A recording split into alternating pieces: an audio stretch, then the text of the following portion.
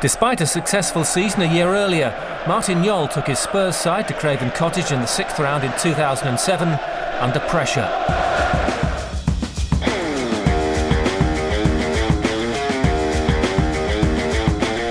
Hosts Fulham were in confident mood, fielding their strongest available team with Italian striker Vincenzo Montella on the bench. Jol had elected to start with Dimitar Berbatov among his subs, with Spurs still involved in the UEFA Cup. Stede Malbronk was returning to face his old club for a second time in a month, following the club's 1-1 draw in the Premier League.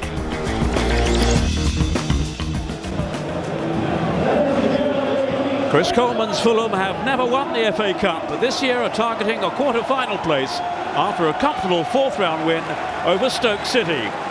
Opponents Tottenham have FA Cup tradition, of course, but are out of form and are likely to find Fulham away much tougher nut to crack than Southend at White Hart Lane. Well, for the team news, we'll focus first on Fulham. And this is the lineup that Chris Coleman has settled on, with Brian McBride and Heider Helguson his strike force. Winger Wayne Routledge, on loan from Spurs, misses out under the terms of the agreement between the two clubs. Michael Brown, who has also moved across London from White Hart Lane, he's absent as well through suspension. There is, though, a first start for new signing Alex Smertin, the Russian international. Well, here's the Tottenham team revealed by Martin Jol. He's having to manage without the two Jermaines, Defoe and Genus, as both are banned. So it's Robbie Keane and Mido up front rather than Berbatov. Still no Ledley King. The England international remains on the injured list, but Aaron Lennon is back after illness. And Stede Malbronk again faces the club that sold him back in August.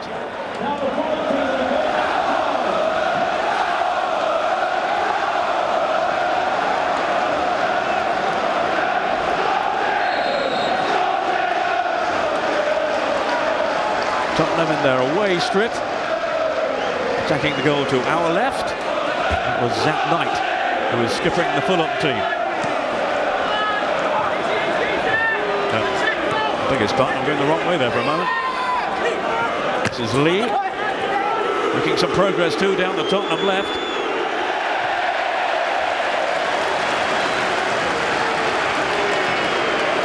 Well, they certainly booed him at the end of December when they played here. Rather unfair, really, considering the service that he gave to Fulham. But there was some acrimony over his departure, as I remember. Here's Lee now, the South Korean.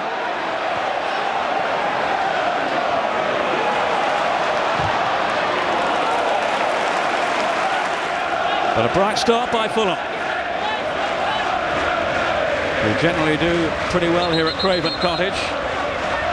Certainly thought they'd won the league fixture just a few weeks ago until that late goal from Pascal Chimbonda earned Tottenham an equaliser.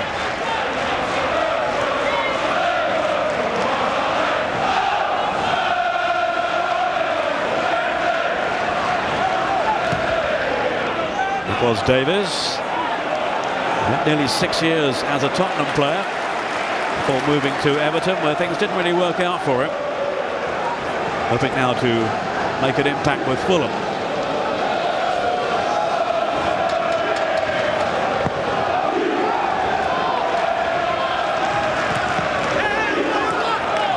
Way off Gardner. His partnership with Dawson could be crucial then today against McBride, in particular in the air.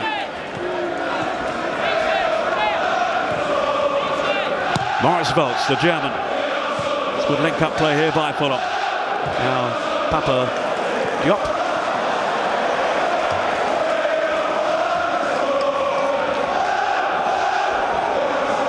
Radzitsky seems to be quite often the first choice down that left side these days for Fulham. Mido in the Tottenham starting 11 then ahead of Berbatov, something of a surprise. But in fairness, Mido has only recently come back from an injury. He's picking up his form again. He did come on to score in the Carling Cup semi-final to force extra time against Arsenal, in vain as it turned out. Here's Malbronk, as the cheering of the Fulham fans will tell you. Caught by Radzitsky. Well, he was a major influence for Fulham. It's starting to be one for Tottenham as well, since his move back in August. Does give them a different dimension with his positive and direct approach to the game. He has an outstanding technique, the Frenchman Steve Malbranc. There's one or two questions being asked of Paul Robinson lately. Of course, he dropped that terrible clanger in the England game against Croatia. Here's Malbranc, heavily involved in these first few minutes, working it on well then to Keane. And he was almost in then, Malbranc. Frank Kedru on his guard back there for Fulham.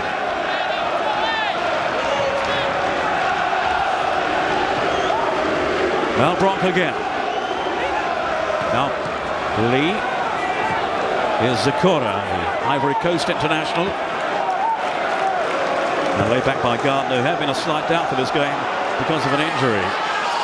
Oh, what a chance here, and it's a goal from Robbie Keane. Just 5 minutes in.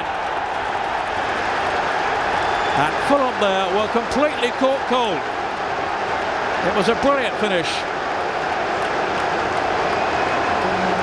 Just that long punt-up field by Robinson. Well, that night was nowhere. But it was a superb strike by Robbie Keane on the half volley. Really set up invitingly for him.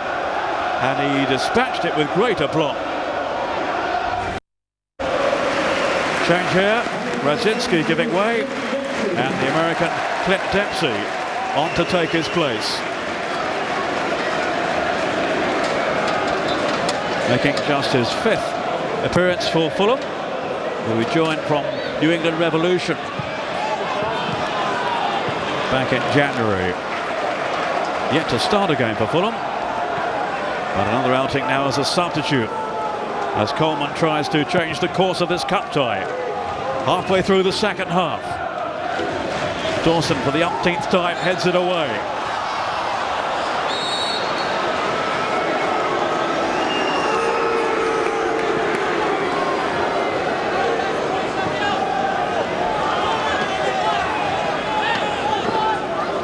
Well, certainly they have more possession in this second half, because Coleman's team.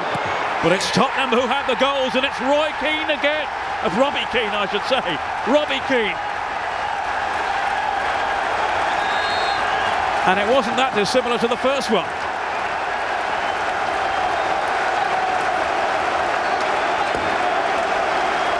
Magnificently taken. And it might just be now the goal that takes them through to the quarter-finals. Again, it's played over the top. Again, defenders are sucked in. And it really is such an emphatic finish. Once more on the volley from Robbie Keane. Same combination. Mido with the service. And Keane with the strike. And just look what it means to the manager, Martin Jol.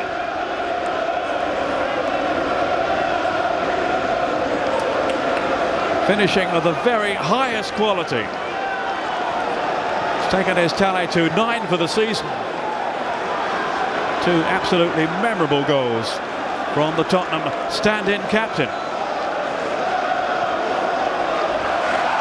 And it really has taken the wind out of Fulham's sails. Just when you thought they might have got back into this, they've left themselves now with a mountain to climb. Diop. And Gardner clearly knew that Robinson was behind him. Well, he's the record goal scorer for the Republic of Ireland. And he is certainly a hero for Tottenham today. 2 goals that any striker in the world would be proud of.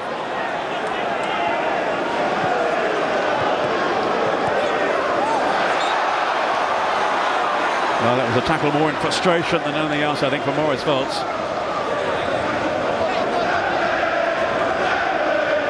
Tottenham, who've had such a bad run lately.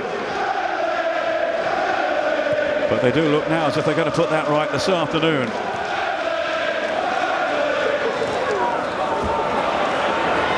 Davies. Chimbonda was after him. Well, the intent was there, but it's gone out of play. And maybe now Fulham, Chris Coleman's team, are going out of the FA Cup. He's made his changes.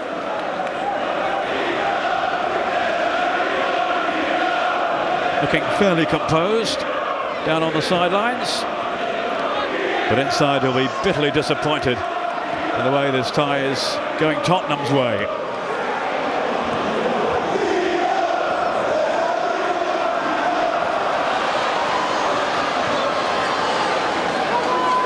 Dempsey. Oh, another fantastic stop by Paul Robinson to deny Maurice Volts.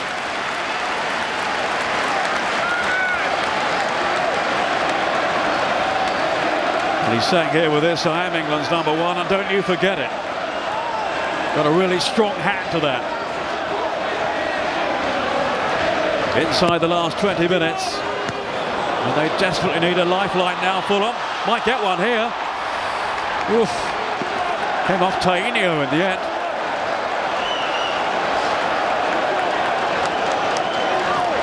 Wasn't the best of punches in truth from Robinson. And Tainio just about managed to nudge it away.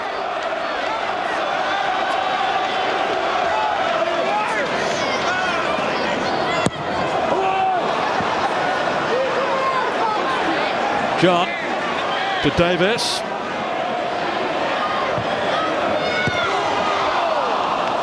Now just wide from Zap Knight, whose carelessness helped Tottenham take the lead, and he and his fellow defenders were caught out once more with Keane's second.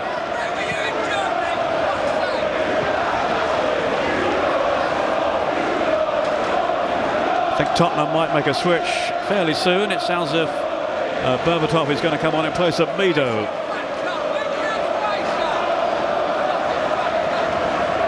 As I was suggesting earlier, something of a surprise that Dimitar Berbatov wasn't in ahead of Mido. But the way that the Egyptian has played his part in the 2 goals, where he is now going off, you can't really argue with Martin Jol's selection. Twice he's helped it on, and twice Keane has tucked it away. And here is Berbatov.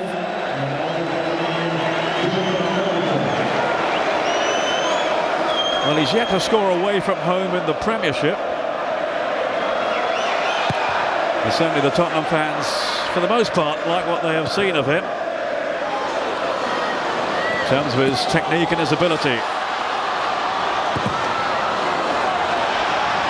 Shot charged down from Smertin, who has never scored a goal in the English domestic game. Did get one in Europe for Chelsea. Here is Berbatov. Has blown a little bit hot and cold in his first season in England, but fabulous skill.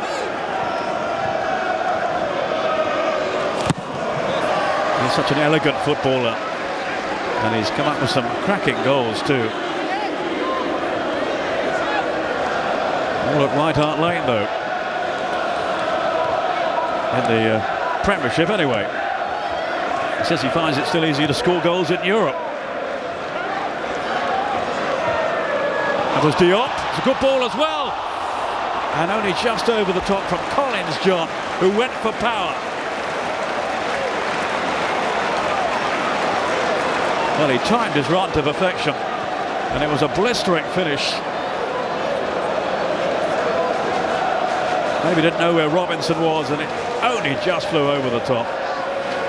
If only he could have just kept it down, Fulham would have been right back in this cup tie. Edging their way towards the quarter-finals. He knows the importance of this result today.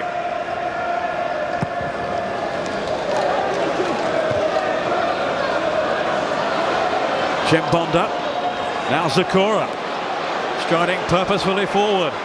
Berbatov had pulled away to his left. Dimitar Berbatov. Lennon's up as well, and Keane! Back off the post, but in at the second attempt from Berbatov. And that surely has sealed it now. There is no way back from here for Fulham. He has finished them off.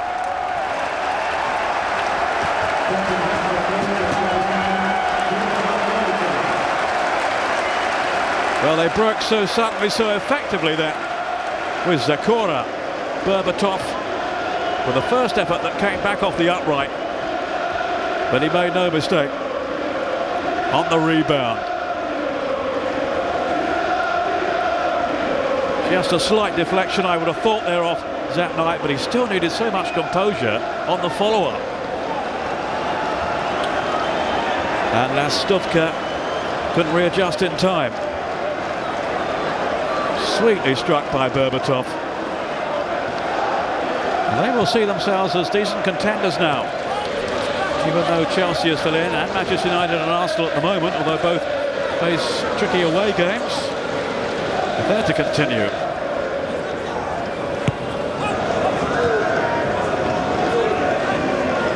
Berbatov, almost balletic with his movement sometimes. Up comes Chimbonda. Now Gali. Oh, great ball in for Berbatov, but it won't count. Well, it's been given. He seemed to think he was offside. I certainly thought he was. Well, the flag stayed down, and it's 4-0, 2 for Berbatov. And it's the right decision too. And I must say, at first viewing, I thought he was several yards off. It was a great ball in from Keane, who did look across towards the assistant there. There was no flag, rightly so, and it was a very cute and clever finish from Berbatov. Just to put the icing on the cake now for Tottenham. Beaten themselves 4-0 at home recently in the Premiership by Manchester United. Such a different story now this fixture, as Berbatov claims goal number 14 for him. Temper's becoming frayed here right at the end. No need for Keane to get involved.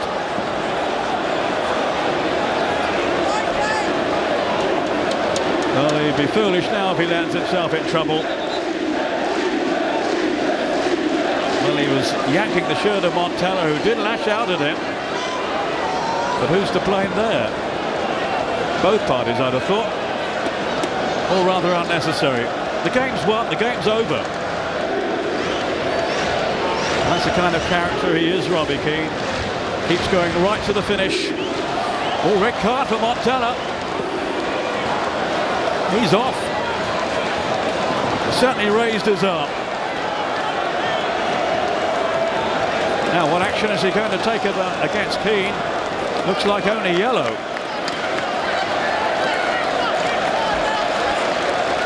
Montella departs.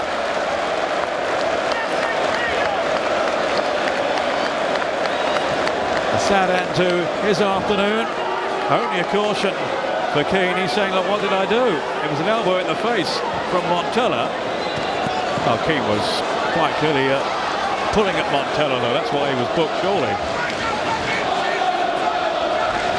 Well, some rather angry Fulham players around him. His involvement in that, Keane. And surely it was unnecessary.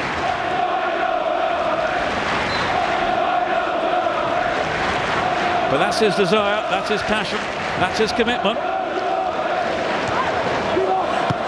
Davis! And there is to be no consolation, it would seem, even for Fulham.